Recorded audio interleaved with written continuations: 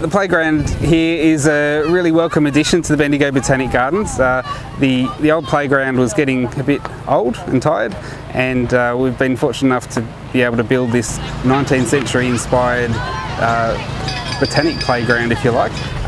It's based on 19th century gardens, so there's a lot of cues that sort of hark back to that era, and we wanted the garden to fit in with the rest of the heritage garden as well. So the Bendigo Botanic Gardens was established in 1857, and even though it is a contemporary garden, we wanted it to have that feel of a heritage play space as well.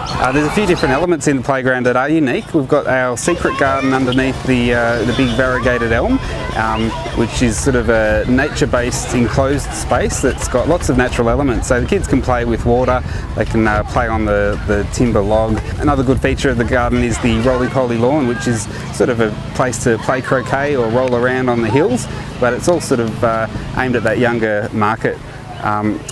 We've also got traditional play equipment, so we've got the typical I guess fort, if you like, with slides and swings and a little springer for the little kids to bounce around on, and we've tried to make the garden unique by adding a horticultural element to it as well. So we've put a lot of fruit trees around the play equipment, and it sort of ties in with our kids veggie patch here as well. So we've made a fairly simple veggie patch of plants which kids can grow, anyone can grow in their backyard. It's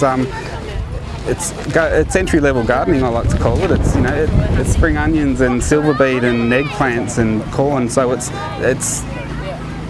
basic agriculture for kids, and as you can see, the kids often like to water it and just be engaged in the garden. We used to, in summer, close at 8 p.m, and there's been an increased demand this year, and I think that's partly about the playground, but partly about just the garden becoming more loved by the community. And hopefully I'd like to think the standard of the garden's gone up recently, and as White Hills grows, it's a growth corridor of Bendigo to the north of Bendigo. There's more families moving in, there's more demand on green open space, and people were having their evening picnics and that sort of thing, and wanting to keep on going past 8 p.m. So we made a decision to let's try it out till 9, and that'll be a summer thing. So in winter we'll review it again. We close at about 6 in winter when it's usually dark by then.